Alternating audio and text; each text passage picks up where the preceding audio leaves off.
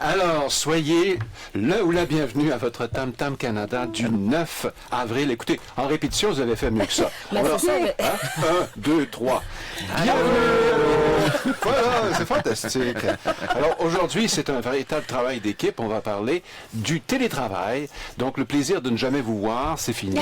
Ensuite, on va pouvoir travailler de chez soi. Mais sérieusement, on va regarder l'évolution de ce débat de société, la capacité de pouvoir travailler à distance de son patron sans être distant.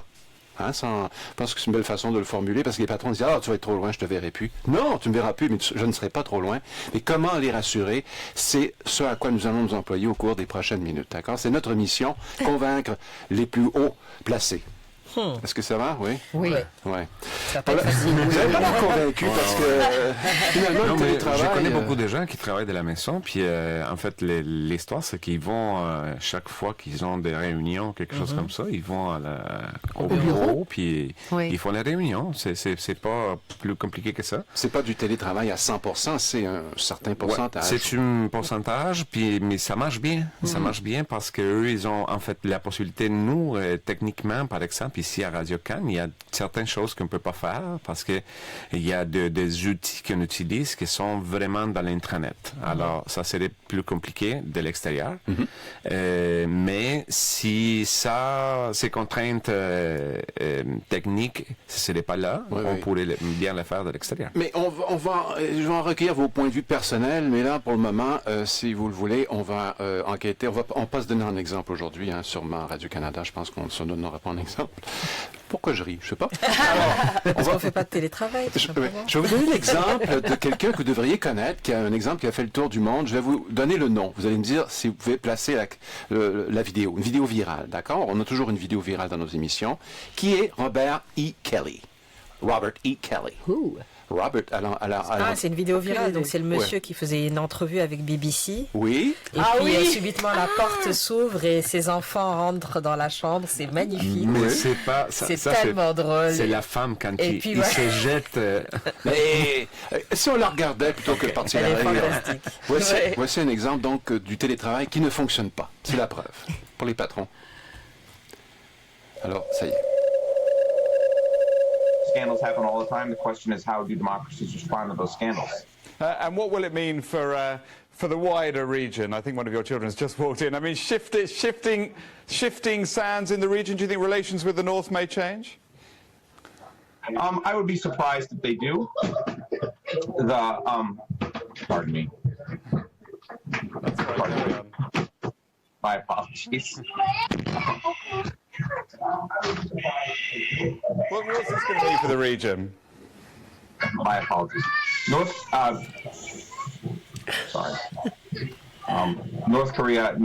South Korea's policy choices on North Korea have been severely limited in the last 6 months. Alors, professeur associé en sciences politiques à l'Université nationale de Busan, en Corée du Sud, en télétravail avec la BBC. Il a été légèrement déconcentré. Hein? Ouais. Et heureusement, son épouse était là pour rattraper la balle. Moi, ce que j'adore, c'est la scène de la fin où il y a la carte du monde qui flotte dans l'air après que la porte s'est fermée. Je trouve ça le point final à l'histoire fantastique. Mais il paraît qu'il explique que d'habitude, il ferme à clé, mais qu'il a oublié. Il a oublié. Donc voilà. Non, mais j'ai vu des vidéos qu'ils ont fait après, dans les mêmes scénarios ou des parodies, avec, je sais pas, par exemple, le personnage de Star Wars, Darth Vader, puis il rentre BB-8, BB-8, puis R2-D2. Oh non. Il rentre, puis c'est l'autre qui vient pour ça. Moi, j'ai vu la version avec une maman. Exactement. C'était pas mal. Il disait que si c'était une maman, elle aurait juste attrapé l'enfant, elle lui aurait donné à manger, tout en continuant. Parce que les mamans, on devient habituées à multitasker, comme on dit. Alors, il y a ce mur entre le travail et la vie. Il y a des gens qui travaillent pour vivre et des gens qui vivent pour travailler. Pourtant, on pourrait faire les deux en même temps et on serait bien plus heureux que tout le monde, je pense. Voici, regardons la réalité au Canada. On sait que le gouvernement canadien a promis de passer une loi, nouveau gouvernement, pour aider les gens qui voudraient négocier avec les patrons un contrat de télétravail. Mais il n'y a rien de fait jusqu'à maintenant. C'est une affaire qui demande trop de travail, j'imagine. Quel pourcentage de la population active au Canada est déjà au télétravail? Radi, on vous pose la question en sachant que vous avez toujours la bonne réponse. J'ai envie de dire peu, 8%. 8%. Anne-Marie? 3%. Marie-Claude? Moi, je dirais 12%. 12%, plus positif et négatif ici. Mais 6. C'est bien. Ben, vous avez la bonne réponse. Mais qui a dit 3%? Moi? Vous avez aussi la bonne réponse. On estime qu'entre 2,7 et 6% de la population active a un régime de télétravail. Pourquoi? Parce qu'il y a des sondages différents qui posent la question. Il y a des réponses différentes. C'est comme quand allez-vous voter pour Trump ou non? Ben, en général, on ne répond pas à ce genre de questions. Comme on va voter. Quelle province contraint actuellement le plus haut pourcentage de télétravailleurs? Il y a 10 provinces au Canada. Dans quelle province est-ce qu'il y a le plus haut pourcentage de gens qui travaillent? Colombie-Britannique? Colombie-Britannique. Moi, je dirais au Québec. Au Québec? Les deux opposés, les deux un océan à l'autre. Exact, presque. L'Ontario, pour moi. Moi aussi, c'est l'Ontario que je... Les gens sérieux, c'est tous en Ontario. Voilà. Ils n'ont pas le temps. Ben, écoutez, la réponse, c'est le Québec. Félicitations. Une bonne d'applaudissements à Marie-Claude. C'est votre deuxième bonne réponse aujourd'hui au jeu questionnaire de Tam Tam. Vous avoir remporté, je sais pas quoi, on n'a rien ici. On gagne rien. Moi, j'ai eu de bonnes réponses plusieurs fois, j'ai rien gagné. Alors, la bonne réponse, c'est que 5 à 8% des Québécois font du télétravail, l'un des taux les plus élevés au monde. Wow, quand même. Ça veut dire qu'il y a de l'ouverture du côté d'esprit, du côté des patrons. Mais j'ai une question, parce qu'il y a évidemment plein de gens qui ne peuvent pas faire de télétravail, les infirmières, les médecins, les enseignants, les chauffeurs d'autobus. Qui peut faire du télétravail? Ah, quelle magnifique question. Qui, selon vous, bénéficie le plus du télétravail? Les travailleurs autonomes? Ben, ils sont déjà autonomes, donc... Voilà, oui, c'est la réponse à votre question. Mais c'est les gens qui sont dans le domaine du service, donc tout ce qui est les gens comme nous, en fait, j'ai envie de dire, nous, pas forcément, nous, on est dans les coms. Mais les agences de communication, les avocats. Et le télémarketing. Oui, ça, tous énormément. Ceux dont l'outil de travail principal est un ordinateur. Voilà, finalement. Non? Pas tout à fait. Vous avez raison, dans le domaine des télécommunications, il y a un très fort pourcentage de gens qui sont dans le télétravail, mais d'abord, une personne sur 3 qui peut bénéficier d'un contrat de télétravail, c'est les dirigeants d'entreprise, les managers, ceux qui sont au-dessus des autres, dans certains contextes, qui, eux, en bénéficient. Sinon, les simples employés, 16% seulement de ces gens-là. Les autres, c'est les vendeurs itinérants, ces choses-là. On va s'intéresser à la question du télétravail, comment ça peut bien fonctionner dans une entreprise et qu'est-ce que ça pourrait permettre de sauver au plan de l'économie, au plan des coûts. À chaque année, ce qu'on verse en milliards de dollars pour les routes, pour tenir ça en forme, alors que des employés vont au travail. Et la même chose pour les métros. On en parlait la semaine dernière, des problèmes de transport. Alors, une entrevue de Raymond Desmarteaux, relativement récente, l'an dernier, avec la spécialiste du télétravail au Québec, Diane-Gabrielle Tremblay, titulaire de la chaire de recherche du Canada sur les enjeux sociaux organisationnels de l'économie du savoir et directrice de l'ARUC. Je vous dirai pas ce que c'est, ça demanderait un cours, j'en suis sûr. C'est un organisme, en tout cas. Oui, et puis elle s'intéresse beaucoup à ces questions du télétravail. On regarde ça ensemble. 2 minutes. On est un peu dans une situation intermédiaire au Québec en particulier, parce qu'on a des éléments en commun, disons, avec la France ou l'Europe du Sud, où souvent, justement, les gestionnaires font ce qu'on appelle la gestion à vue, c'est-à-dire qu'ils veulent voir leurs salariés dans leur bureau et ils s'imaginent que s'ils les voient, effectivement, ils travaillent et ils travaillent très bien. Dans les pays du nord de l'Europe, dans le monde anglo-saxon, les États-Unis, le Canada anglais, de manière générale, on est peut-être davantage passé à la gestion par objectif, la gestion par résultat.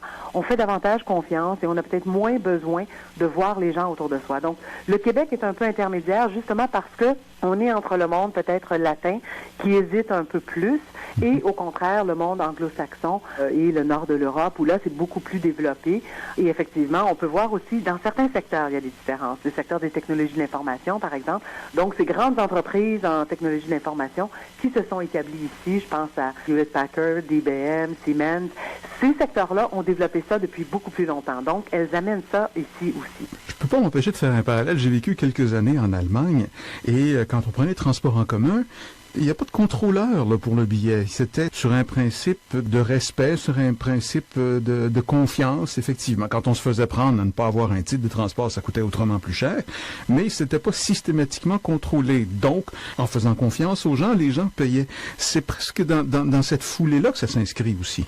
Tout à fait. On peut dire que les cadres intermédiaires, s'ils développent un peu plus de confiance à l'endroit de leurs salariés, ils vont être beaucoup plus ouverts. On entend même parfois, moi j'ai vu des organisations au Québec qui avaient autorisé le télétravail. Tout d'un coup, le cadre change et là, il y en a un nouveau et lui, en fait, va mettre de l'avant l'idée qu'il veut que l'équipe travaille ensemble, que ce sera plus innovateur, le travail en équipe, c'est important.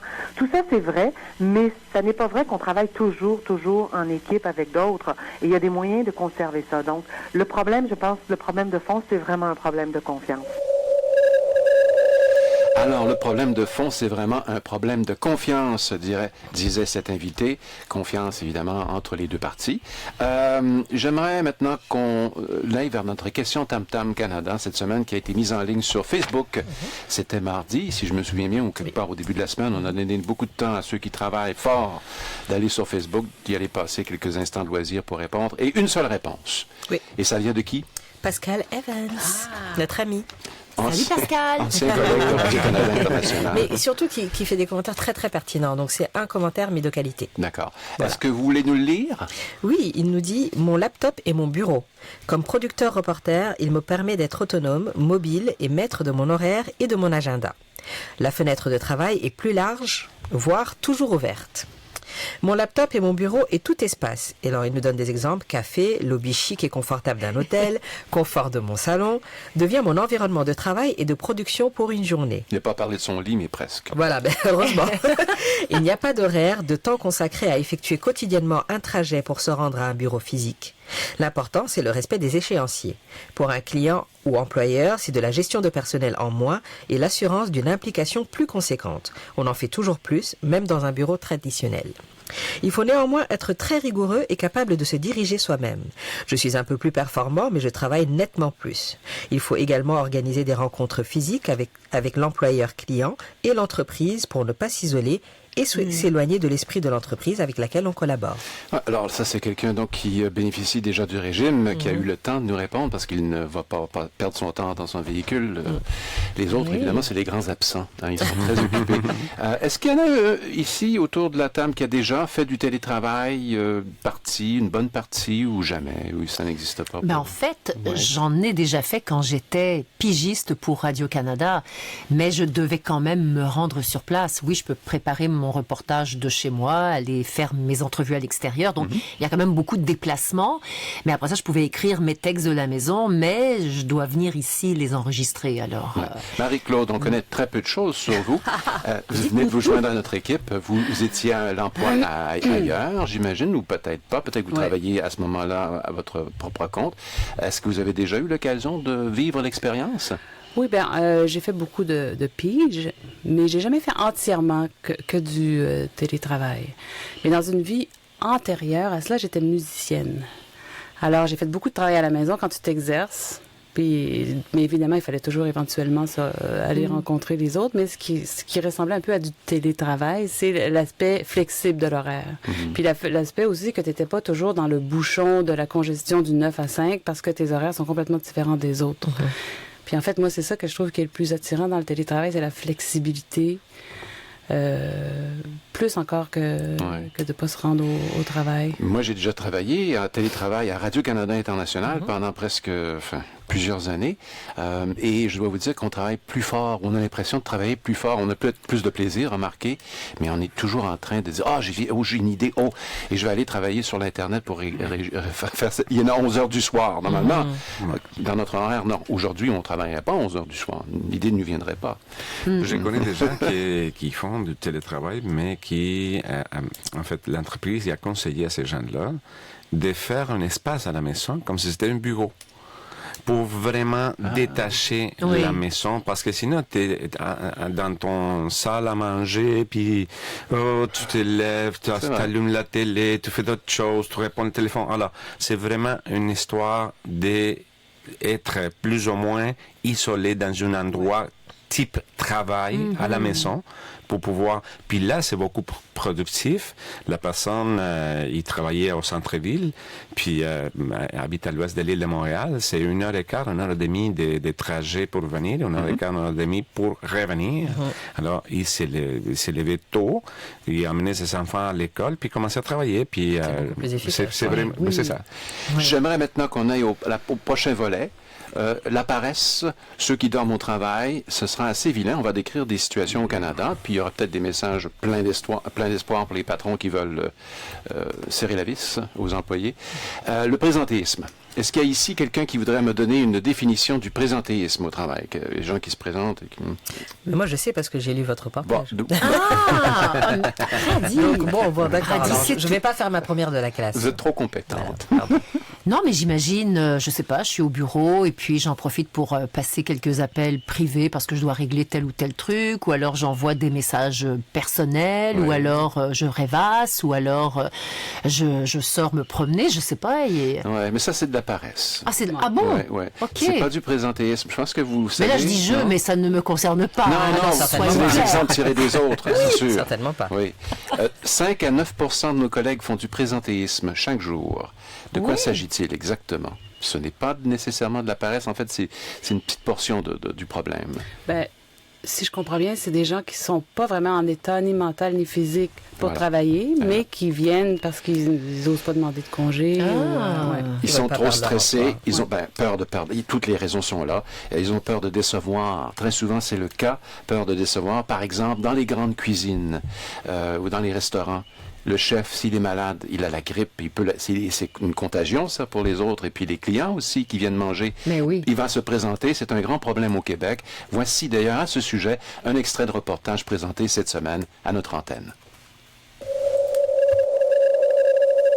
Il y a énormément d'articles qui parlent de l'exploitation des chefs, la vie de chefs. Ils sont pas assez payés, ils sont maltraités. La critique canadienne en gastronomie, Leslie Cheddarman. Vraiment des secrets gardés qui fait vraiment partie de la culture des chefs, c'est que quand on est malade, on rentre travailler quand même. Alors, il n'y a pas de congé de maladie prévu, mais il faut dire qu'il y a une grosse différence si on est chef, disons, au casino, où c'est une grande entreprise, il y a beaucoup de chefs. S'il y a quelqu'un qui n'est pas là, il y a des gens normalement pour prendre leur place. Que dans le petit bistrot avec 3 employés, il y a des salades qui vont pas sortir, vous voyez. Et c'est un genre de culture dans les cuisines que si on appelle puis on dit on est malade, on laisse tomber l'équipe. Certainement, il y a un coût énorme. On parle dans les études américaines parlent de 3 fois, les études britanniques jusqu'à 10 fois plus élevés que les coûts d'une absence justifiée. Pierrette Desrosiers est psychologue et coach d'affaires et conférencière, et elle connaît bien les enjeux du présentéisme au travail. Parce que c'est ce qu'on se dit, on est mieux d'être là que de ne pas être là, mais en fait, à cause des conséquences directes et indirectes, ça coûterait 3 fois à 10 fois plus cher. Bon, un entrepreneur qui vend, dans ce cas-ci, une énorme ferme, puis on parle là de millions de dollars, il entre dans l'institution financière pour rencontrer quelqu'un. Et la personne qui est à l'accueil souffre de présentéisme, on le sait par la suite, à cause de l'histoire, mais le regard est très impoli, très impatiente, puis elle le regarde en disant, ben écoutez, monsieur, ça prend un rendez-vous, là, pensez pas qu'on sera ici sans rendez-vous pour que vous vous preniez, puis elle le regarde d'une façon un peu dédaigneuse parce que le monsieur s'était pas nécessairement changé. Et bref, le monsieur m'a raconté cette histoire-là. Il a pris ses millions, puis il a été chez le compétiteur d'à côté. Alors, c'est une journée au travail qui a coûté cher, vous comprenez, pour l'institution financière. Alors voilà ce que ça coûte aux grands argentiers de ce pays, les gens qui sont pas de bonne humeur et qui viennent quand même travailler. Ou qui sont malades surtout. Ben oui, il n'y a pas de farce à faire là-dedans. Je pense qu'on a tous vécu ça, on se sent pas bien, mais on vient quand même travailler. On se sent coupable, puis au final, qui gagne? Personne. Au final, non. Une histoire de burn-out. Ça, c'est une expression anglaise qui veut dire qu'on est brûlé. Hein? Je pensais que c'est ça que ça veut dire. En fait, en espagnol, on dit surménage. Ah oui? En Argentine, c'est surménage. Faites beaucoup de ménage, donc le surménage. Absolument. L'épuisement. En fait, on va s'entendre sur l'expression l'épuisement professionnel pour parler de burn-out. Vous avez écrit à ce sujet-là l'an dernier, vous vous en souvenez plus, vous travaillez trop fort. Exactement. Vous avez dit épuisement professionnel, une histoire à s'endormir debout. Vous vous souvenez peut-être? Ah oui, je me rappelle de mon titre, à s'endormir debout. Oui. Et les détails? Pas trop. Et pourtant, je dormais pas cette journée-là. On dit que vous disiez que 3/4 des employés chaque semaine vont travailler trop fatigués. C'est une forme de présentéisme, ça. Vous dites quoi exactement? Je sais pas. Vous avez fait une entrevue avec Natacha Tougan, directrice régionale au Québec pour la firme Account Temps, qui fait des sondages sur le télétravail, dont j'ai cité les résultats un peu plus tôt. Elle est partout, cette entreprise. On dirait qu'elle a un agenda caché. Pas si caché que ça, finalement. Donc, vous pouvez regarder ça sur notre page de Tam Tam Canada. L'entrevue aussi, tout y est. C'est le coffre-fort de l'émission. Tout ce dont on parle, on l'explique en détail dans notre page de Tam Tam Canada. Et sur notre page de Tam Tam Canada, mais la page travail de l'émission, celle qui travaille le plus fort, une page cachée que personne ne peut voir sauf notre webmaster, il y a cette image. Je vais vous la donner. Vous allez me dire si vous reconnaissez cette hurluberlu. Alors on présente ça aux gens qui sont sur Facebook. Oui. Qui est cet homme? Vous connaissez? Il était au travail. Oui, il s'est endormi. Il dormait très bien, même profondément. Et tous ses collègues sont venus prendre une photo derrière lui. Ils ont appelé le patron. Voilà. Ça ressemble à ça. Ça ressemble à ça. Bon, ça s'est passé sur les pages de Facebook l'an dernier, au mois de mars, 17 mars ou dans ce coin-là. Ça a fait le tour du monde, cette histoire-là. Est-ce qu'on sait la suite? Est-ce qu'il est toujours à l'emploi de cet employé? Non, je sais où. Il n'a pas été renvoyé dans l'immédiat. Je ne sais pas s'il... Il a été pardonné. Il a été pardonné. Il y avait aussi des images à Montréal de cols bleus là, qui dormaient dans leur camion. On a eu dans l'an dernier, on se souvient de ça un peu. OK. C'est exigeant de travailler pour réparer les trous dans la chaussée. Il y en a beaucoup. Édouard Parachivescu, voilà son nom. Quel beau nom. Il s'était endormi à son bureau pendant 20 minutes et ses collègues, sous le signe du sourire, bien sûr. Il faut dire qu'il avait un petit problème d'infection. Okay. Et il était surmené. Il est venu travailler. Donc il faisait du présentéisme alors. Il était en formation, il n'avait pas le choix. C'était son deuxième jour de formation. Il ne voulait pas rater l'affaire, sinon il n'aurait pas d'emploi. Donc il a raté 20 minutes. C'est ça. 20 minutes qui sont passées à l'histoire. Sa réputation à tout jamais. Non, mais en même temps, vous savez que dans plusieurs lieux de travail maintenant, on aménage des lieux de sieste. Alors voilà, il n'y avait pas de lieu de sieste. Il a fait sa sieste. C'est bon. Parmi ses collègues. Dormir au travail, c'est maintenant une donnée. C'est pas donné, mais c'est une donnée qui pourrait entrer en considération lorsqu'on veut, on pense au bien-être de ses employés. Oui. On a préparé un reportage pour vous l'an dernier à ce sujet-là, dormir au travail pour une vie heureuse et en santé. Et vous irez voir ça, ça dure 9 minutes. On a un extrait ici, 2 spécialistes, si mes souvenirs sont bons, qui sont interviewés sur les autres sacrifices que vont devoir faire les patrons qui ne veulent pas avoir l'air d'être à la vieille école en ce qui a trait au bon traitement de leurs employés. On écoute ça.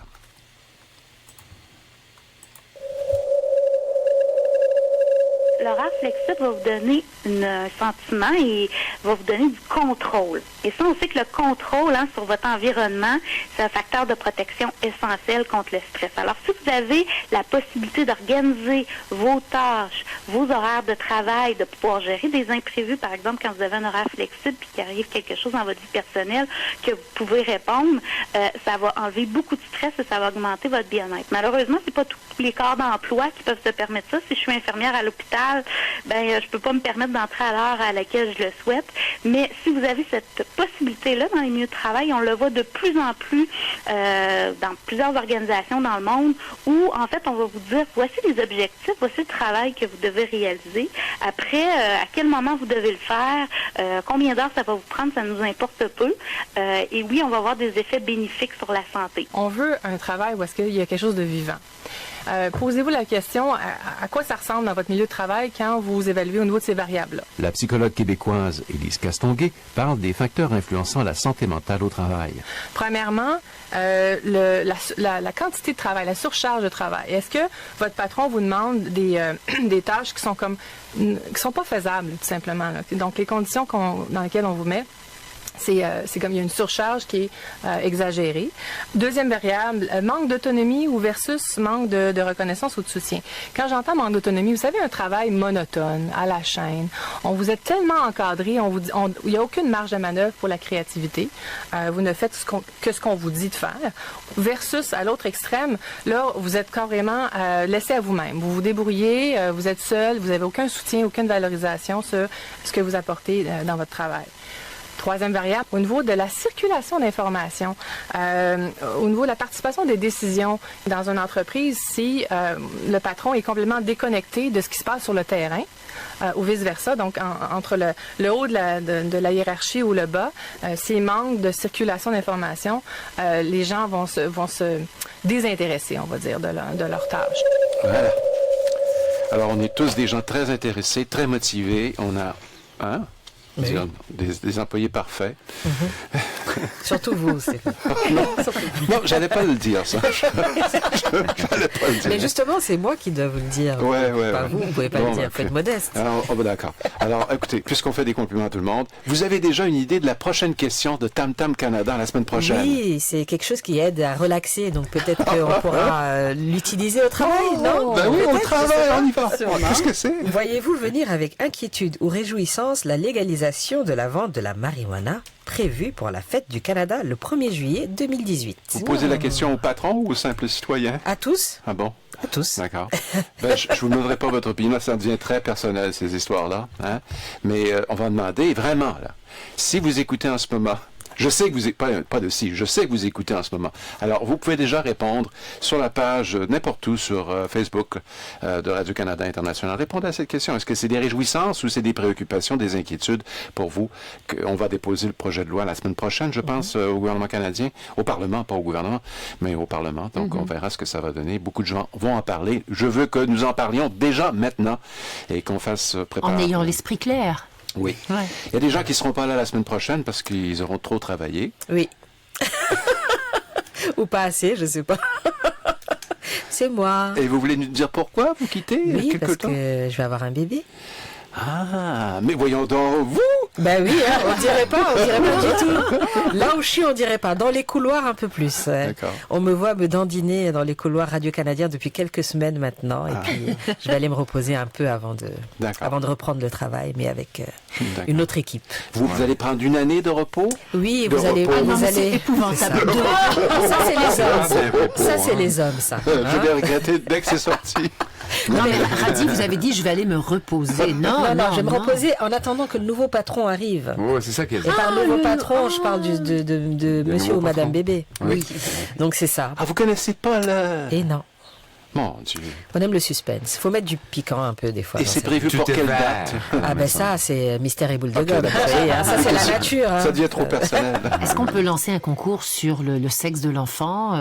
Qui devine si c'est un garçon ou une fille? Comme nous sommes filmés, que chacun d'entre vous donne son pronostic. Okay. Et puis nous vérifierons. On met ça Anne-Marie, je vous écoute.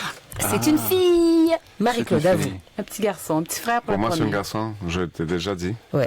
Moi, malheureusement, je sais, j'ai dit malheureusement, vous avez déjà eu un petit garçon. Oui. 2, ce serait difficile. Mais pourquoi? Je vais vous souhaiter une fille en sachant que c'est un petit garçon. Bon. En tout cas, merci à tous. Et puis, vous allez beaucoup me manquer, vous et bien sûr tous les auditeurs et auditrices de Tam Tam. Et vous avez une pensée spéciale pour votre patron? Mais bien sûr. Oui. Bah oui, bien entendu. Anne-Marie, la semaine prochaine, vous continuez votre œuvre au sein de Espace Autochtone. Bien sûr, oui. Reportage même à l'antenne de Radio-Canada. Ce dimanche, nous serons le 9 avril.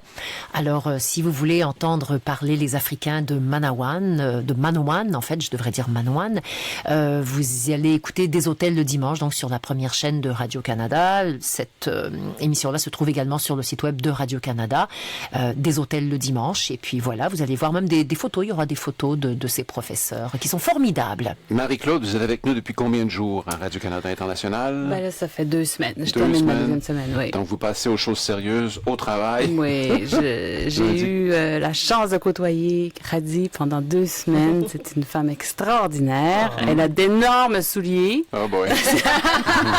Montrez-nous. Que je vais tenter de chausser. C'est au figuré, d'accord. Au figuré, dans de très beaux petits pieds, normalement. Disons que c'est, comme on dit, de grandes chaussures à porter. Mais je vais faire de mon mieux. Je vais essayer de te rendre honneur. C'est gentil, merci.